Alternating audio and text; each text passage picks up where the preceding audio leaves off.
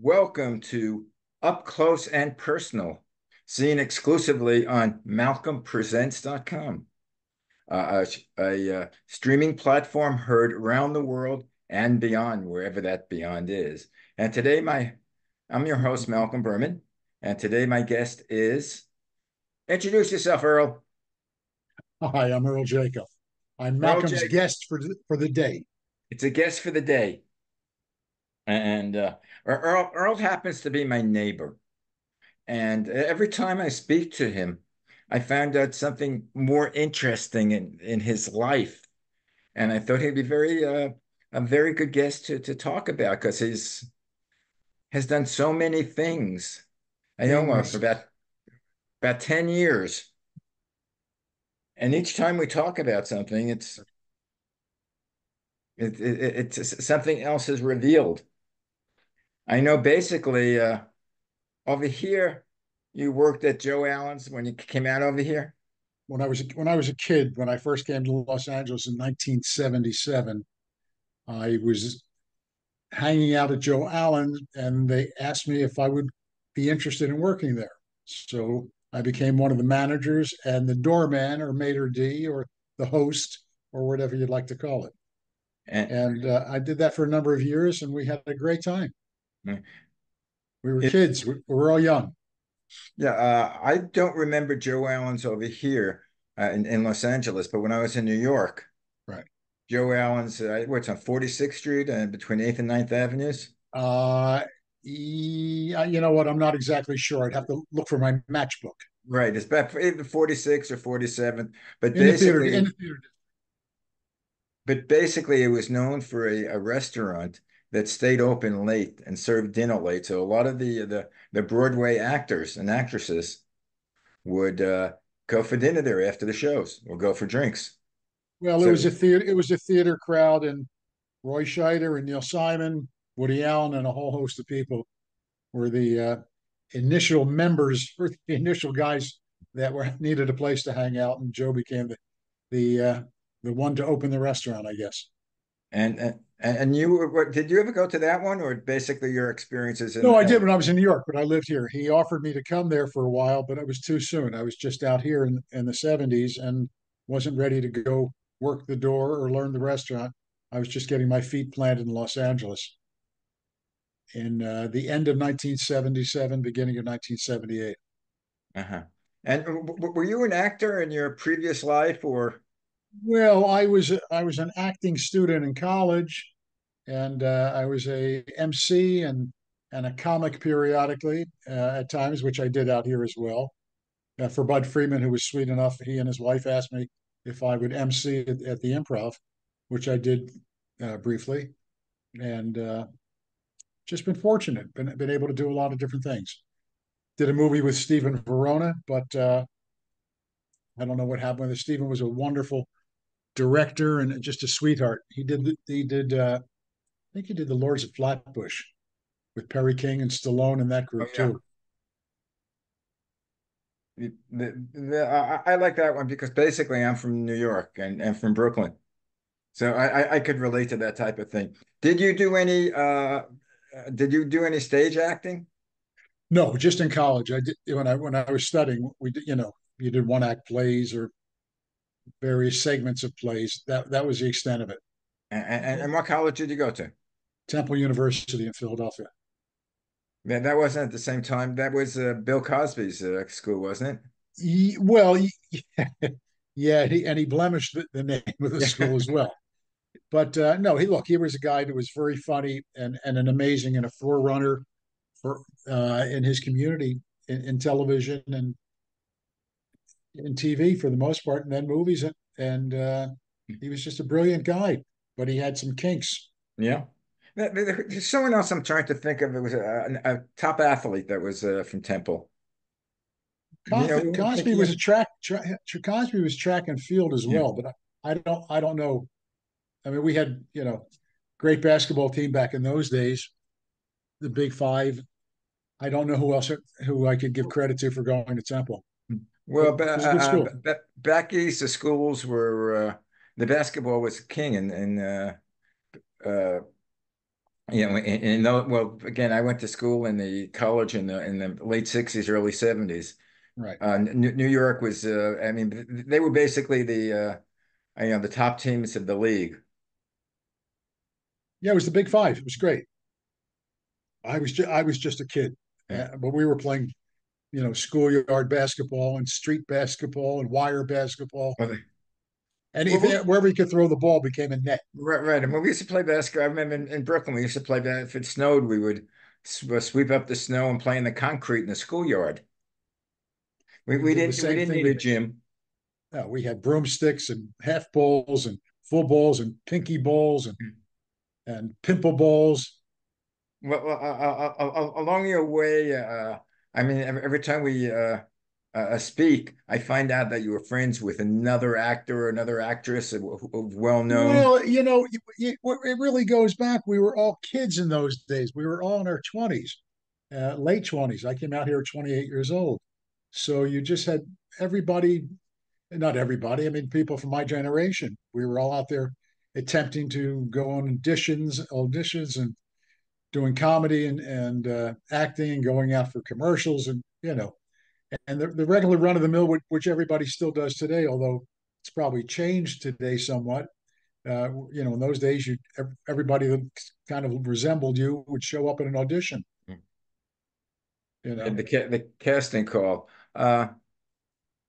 Who would you say that you met that you were most impressed with?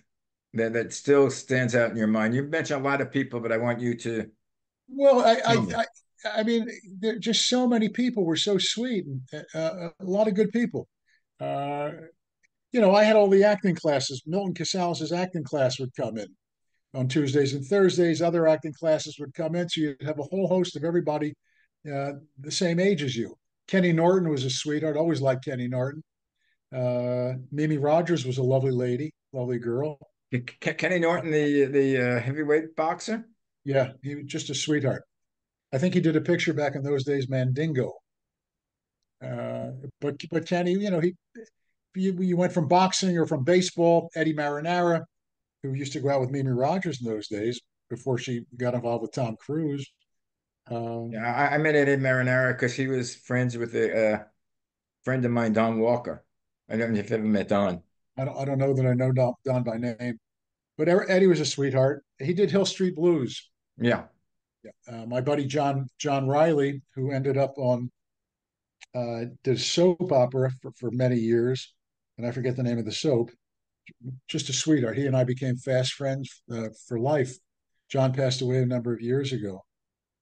Uh, I forget the show he had done. Liz Taylor was a lovely lady. I've heard that name. Yeah, she was Where just did I just know her from? Liz Taylor. Did she she did ever a make it as an actress? she made it as everything. She was just a sweetheart. Her contribution to almost every aspect of life, fundraising when the AIDS in the '80s came into play, and all these people were devastated with that disease. She was right in there with that, helping people out and raising money. Yeah, Uh, one of her best that was a friends. weird time in Los Angeles. That was a very strange time. I understand one of her good friends was Rock Hudson. He Who, was a sweetheart too. I liked Rock. He was a nice man. He was just a gentle giant, so to speak, and he did the movie Giant. But yeah, he was just he was a very decent man. He at one time thought he was out of line in the restaurant, and he called me the next day to apologize, and he was fine. He was just the mere fact that he called to say, "Hey, I hope I wasn't off color," was just really sweet. He was a good man. he had a little too much to drink, but it must have been hard in those days because of again, he was I guess the word would be homosexual in that time, but Well, I didn't know him in that vein, but I mean, from what I've seen, when they talk about people and make pictures or tabloid stuff, yeah, no, we all have personal stuff that sometimes becomes tough. But when yeah, you're a which celebrity, it makes it that much harder. which actually is nobody's business except their own, of course, unless you're a celebrity and controlled by the in those days controlled by Unfortunately, yeah, controlled by the studios. unfortunately, everybody wants to get into everybody else's business like it matters, and wants to put a label on you. That this whole labeling thing in life is just out of control, which we see going on again with religion and everything else these days. Oh, Like, who really really? cares? Oh, it's nuts. Come on, it's absolutely nuts. Mel Brooks was a sweetheart. Mel and I were fast friends for a long period of time. And his sidekick, Rudy DeLuca, who I spoke to, I haven't spoken to him in a while, but we spoke maybe 4 or 5 months ago. Rudy was his co-writer or partner, or they were just great. They were both two characters. I never got a chance to meet Mel. I got a chance to meet Anne Bancroft because they had a house in Fire Island next to mine where I rented a house. I never saw her. I was at one of the screenings of 20th Century that he invited me to, and she came up, pulled in with her mother in the car with Mel, and they got out of the car and they were driving an old station wagon. All of a sudden, people started screaming, "Get that station wagon out of there! Mel's coming!" It was Mel? He was already there. He, you know, but no, Mel was always a lot of fun. He was great. We had a lot of laughs, and we were two shtickticians when we sit around and kibitz, and it was just fun. We had a lot of fun. Well, that should be interesting memories. Kibitzing, you should try to write the book Kibitzing with Mel Brooks. Oh yeah, but he was too short for me. But we had great times. Well, you're about 6'2", 6'3", 6'3" and a half, 6'3" and a half. and I think he was about 2 inches bigger than a midget. Uh, no, but we you can't midget's inappropriate these days than a little Yeah. person. No, Well, but we know how. whenever you have a laugh, whenever you can get some laughs, it's a good time, and we had a lot of laughs. Well, he has such a weird sense of humor. But Well, it, he did a routine one night when we were having dinner. He would bring a bottle of wine, and he all of a sudden he transposed the bottle of wine into a woman, and he was looking at the bottle of wine, and he was talking about her neck and her shoulders, and he started, fondling the bottle, and he was hysterical. I mean, it was just an impromptu, funny bit, uh, and those moments, there were award-winning moments when you're sitting around with somebody who's funny, and you're both shtickticians and laughing and having a good time. and then you recognize him that he's a comic genius, or people recognize him. Well, you know what? When you're on, you're a genius, and when you're funny, you're funny. Funny guys together or a funny group together. I still get together with a lot of guys periodically. Michael Preminger, who who lives here as well. Yeah. Michael was back in the day with David Brenner and Richard Lewis in the beginning days in New York with Bud Freeman and the club in New York. And Bud was very sweet to me too. I liked Bud, and he liked me. Uh, Yeah, David Brenner. I met David when I was working as a stage manager over at WNEW TV. This was, I think, in the late 60s, early 70s. And David was producing, I think, Sandy Becker show, one of the shows, before he was really known as a stand-up. I never knew David. We met one time, and but I created in Philadelphia, canned Philadelphia air for the bicentennial, Hmm. and David saw it. And my kids, my students, when I taught high school, were selling them by the Liberty Bell in Philadelphia. And David found a can and ended up going on the Mike Douglas show, if you remember Mike Douglas from those days. Hmm. And he took my can of air on, and he got basically 20 minutes or a half hour shtick. And I never really saw the bit with my can. And the irony of that whole story is, I knew Michael and I became friends through the years. And then when David had passed, I had called Michael and said, Michael, I heard about your friend David. I'm awfully sorry. And I told him about the Mike Douglas show. And he was emceeing a show that night at a synagogue by us in the valley here. And he invited me to come. And they had a raffle. And David never paid me for the can or any of that. There was no reason for him to pay me. He bought the can. That was enough. But the bottom line is, I bought this raffle at $25 a ticket, and I think I won $600 or $700. So in that sense, David paid me for the can. He paid me for the shtick for the Douglas show, which Yeah, is funny actually. when I met up David, we weren't friends in New York, but I met him again he lived in Sherman Oaks, and so did I. And we had dinner one time together, and his wife wanted to break into showbiz. And I had suggested, this is before the Truman Show, I had suggested that we put a camera into his house, into each of the rooms, and we have 24/7 of live David Brenner. Nothing salacious. We would stay out of the bedrooms if he was doing anything with the bathrooms, no nudity, just to see what he's doing in life with David Brenner and his wife. Too bad they got divorced soon afterwards. So I didn't have a chance to do the show, but it would sort of be like a Truman Show, which I thought was brilliant. Oh, I love that. I really did like that. Yeah, he was a character. Well, he was from Philly. Everybody from Yeah, Philly. You've got to be maybe a that's what I'm character. thinking. Yeah, I remember he was from Philly also. And I lived up on the Upper West Side, and who I used to see is uh, the Stillers would walk in the Right. street. They were always on Broadway talking to each other, joking. I unfortunately never got to know New York. I knew a lot of people from Joe's out here Yeah. that were New Yorkers, but I never. New York frightened me a little bit as a kid. It was a little bit too overbearing for me. I was a little too chill. I think I liked Los Angeles. The vibe of Los Angeles was a little more laid back. Well, actually I've only been out here 40 years, 45 years, Me but too. Me too. I still consider myself a New Yorker. Do you consider yourself an Angelino or a Philadelphian? No, I'm an Angelino, but I'm from Philadelphia, Right. and Philadelphia was a great city, a great town to come from. Uh, just a great place. I mean, it's grown like everywhere else. Look at Los Angeles. When I came out here, it was basically a small town but a big city. But then it grew into a big city. I mean, the size of the place is still the same, but we've got the building just went wild, and we've got high rises all over, and people keep coming and coming and coming. But it's a great town. It still has a nice vibe, Los Angeles. Yeah. Well, New York, Los Angeles now has the problems that New York had. I mean, when I first came out here, people would laugh at me. How can you drive your car in New York? There's so many potholes. Now, you drive a block down Ventura Boulevard and you have to keep realign your tires. Well, yeah, we used to be. It used to be so clean out here.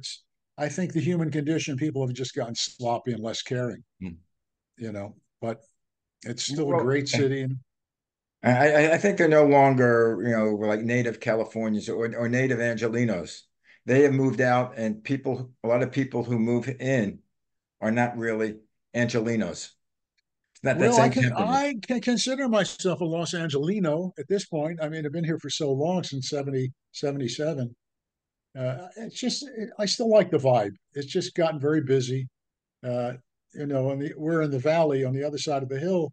It's just so busy, but you get used to what it is, and you live around the times, and you live around the traffic at times. Yeah. You So used to be able to just zip over the canyons, Laurel Canyon, Benedict Canyon, Coldwater Canyon. But then again, you could zip down Olympic Boulevard or Pico in those days. Now yeah, it's just traffic. well, you can zip it about 3 o'clock in the morning. It's pretty good. Not the Yeah, freeway, but 3 o'clock in the morning. I'll keep that under my hat. If I need to go somewhere, I'll go at 3 a.m. Definitely make Absolutely. your appointments. Well, well, my big joke is, being from, I lived in Manhattan, and my brother said, "How long does it?" I came out here in '77 also, and my Right. brother said, "How long does it take to get from point A to point? How many miles from point A to point B?" And I said, "No," and I've been here like 2 months. I said, "Us Angelinos don't talk in miles. We No, you talk talk in in terms of time." minutes. It's 20 minutes. Right. Everything's 20 minutes And depending on the time, most places are 20 minutes, but that 20 minutes can be 2 hours if you're traveling rush hour. these days. Yeah, Yeah. these No, days. no, no, no, those days. But now, as we live in the same place, it takes me 20 minutes to make a left turn out of the driveway. In fact, most of the time now, when I leave the driveway, I want to make a left turn, I make a right, and they go around the block. No, it's been a good city. It's a lovely city, a lot of good people. And I mean, you talk about folks from those days.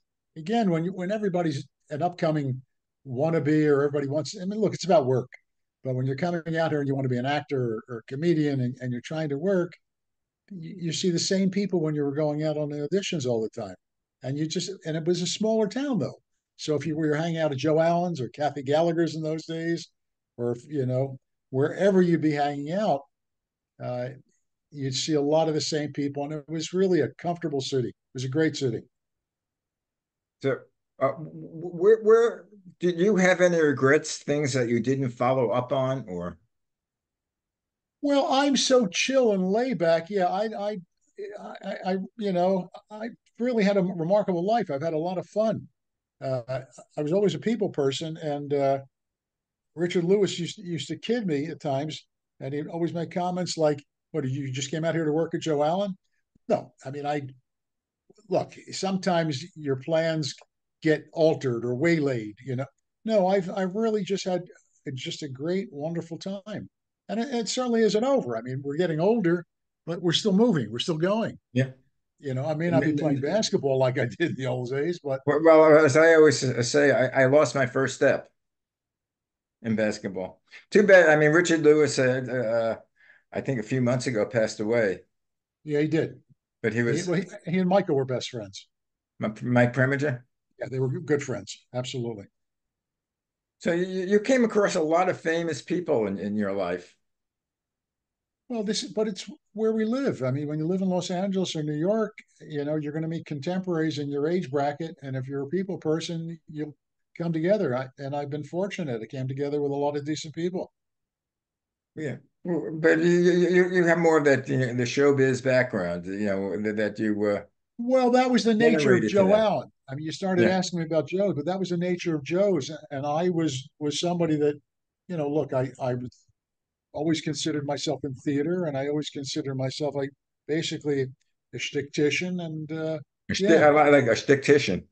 So I mean, you gravitate towards people of similar likes, and it's just a lot of fun. And I was very fortunate to get to know so many people and have so much fun. A lot of Who pretty do you, young girls in those days, and now we're old people. well, they're pretty old, but some of those women who are older are still pretty good looking. Yeah, they were just a lot of so many people, so many names. It's just so many laughs, so many good times. Who would you say is, of all the funny people were funniest in person? Oh, the funniest in person. I'll give you a thing that cracked me up one time. I was in the improv and I was running around. When I may have been emceeing or I may have just been hanging out in those days, and I heard a voice, and it really this character guy. It was Gilbert Gottfried, and it Yeah. just Oh, made me stop in my tracks and turn around. I never knew the kid, but he was funny. He did a crazy career, played a lot of crazy characters and stuff. Richard Belzer and I always had Richard laughs. Belzer, yeah. Yeah, we used to go. Oliver Clark, who was on the Bob Newhart show, and Leonard Fry. Uh, Leonard had the guest house in the back of Oliver's main house, and Benedict. No, and is it Benedict? Maybe it was Benedict. Laurel Canyon was a big one for well, that was Well, rock yeah, but people. yeah, we were hanging out everywhere. I mean, friends had places all over, but that group, uh, Oliver Clark's group, there were a lot of good people, and Belzer was part of that. Belzer was funny. Belzer always he was the king of the babes. He would babe everybody. Belzer, hey babe, yo babe. But I liked Richard. He was a funny guy. He's He was passed, a right? nice guy. Yeah, we had a lot of laughs at times. But Oliver, I adored Oliver Clark. Like I said, he was one of the characters in Newhart. Oliver Clark. The name's familiar, but I can't quite place the face.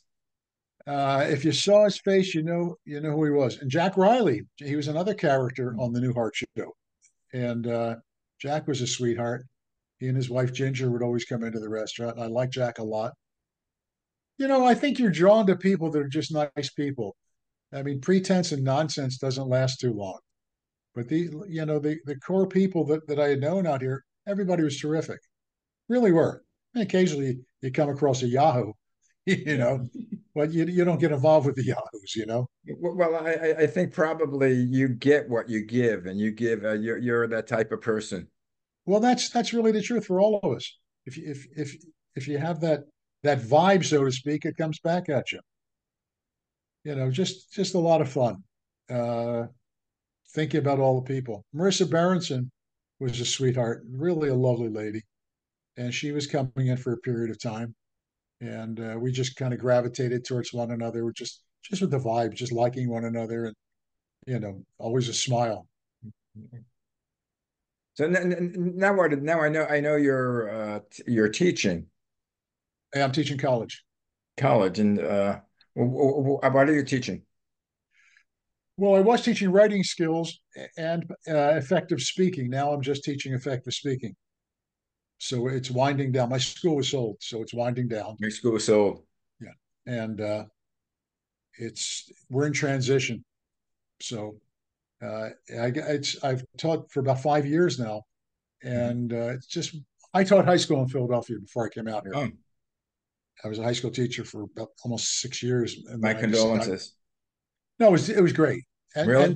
teaching college has been I get a kick out of being a college professor. The kids are still great.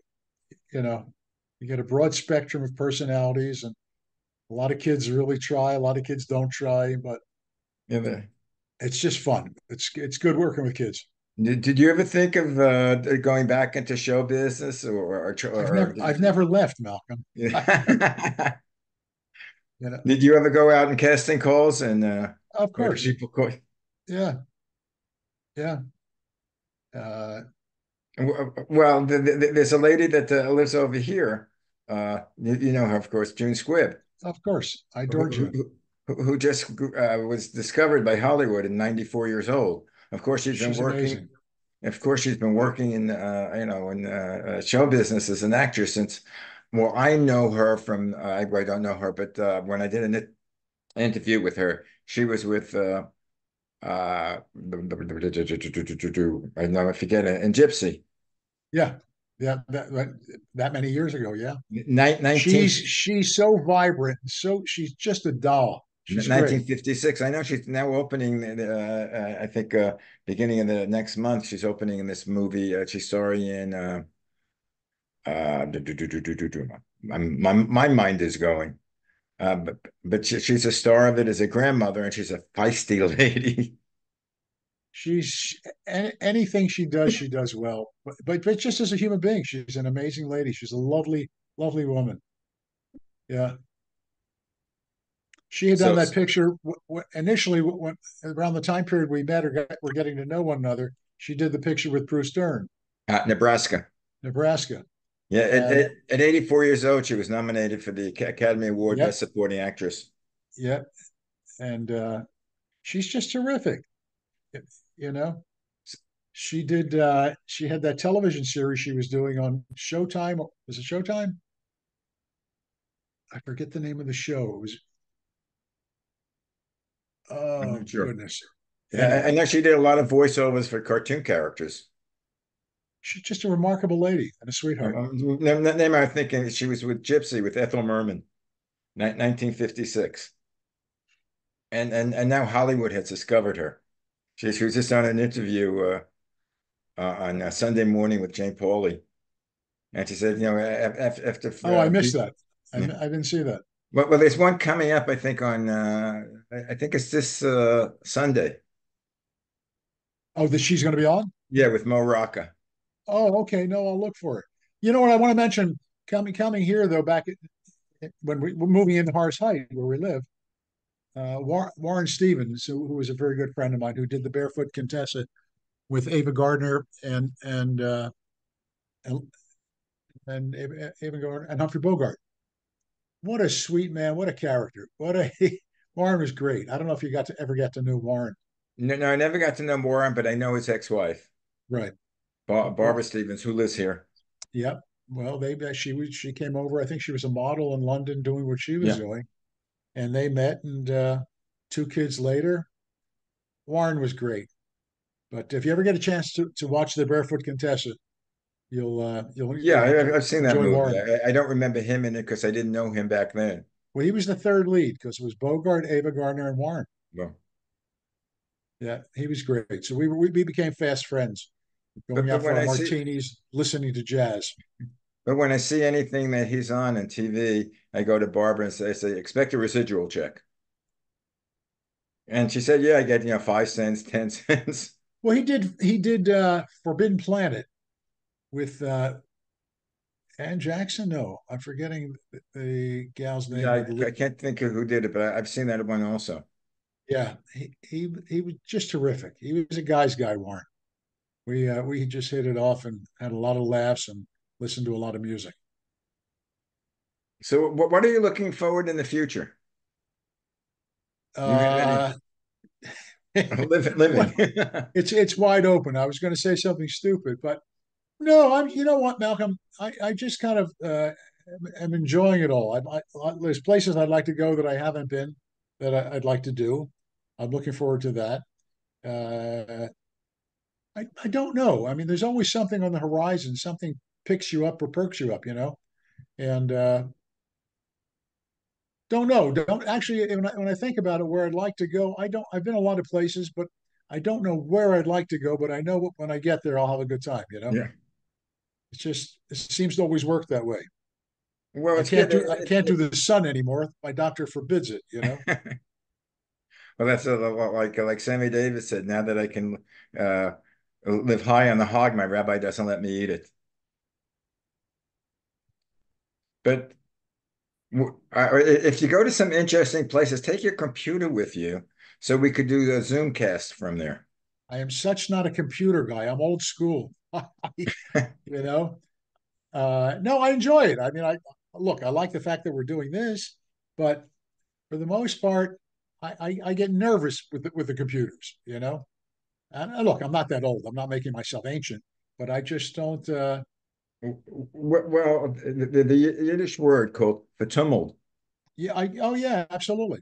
I get Absolutely. vertummelt. I can do like before we did this show, things for some reason we you couldn't get on the computer right. It You wouldn't let did me on, but I would say famished. finish. I get famished. Yeah. No, And then it's true. my sons live near me, so anytime I have time, Jonathan, Joshua, come on over. I need help.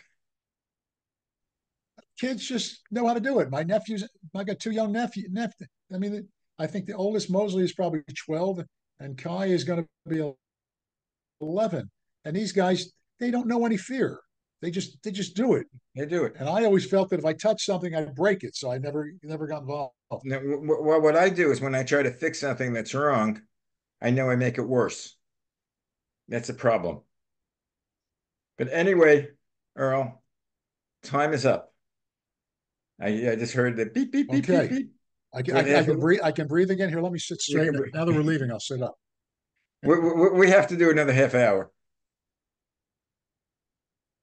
Well, I don't know what we did, but we did it. We did it. Well, So at you'll least see. at It'll least be we on the it'll be on at least we got it done. in the air later this week. I'll let you know. It'll be All right. Yeah. Uh, malcolmpresents.com. I'll come over your house and I'll set it up for uh, you. Okay. Anyway, just send me the link and we'll try again. Well, listen, thanks. thanks for thinking of me. I, I hope that you got something that may be usable that you wanted to hear. But there are just so many We'll people, and find out. You'll look, listen to it and say, oh my God. Anyway, I'll see you in the coffee room. it's just fun having conversation. I'll see you in the coffee room, kid. All right, now I'll make a cup of coffee and become introspective and think about that. All right, Okay. see you. Take care of yourself. Bye. You're Thanks, listening Malcolm. to See you. Malcolm See you. Presents. Actually, you're listening to Up Close and Personal with Earl Jacob and no And S Malcolm to it Berman. on Malcolm Presents. Bye. Bye bye. Take care. See you.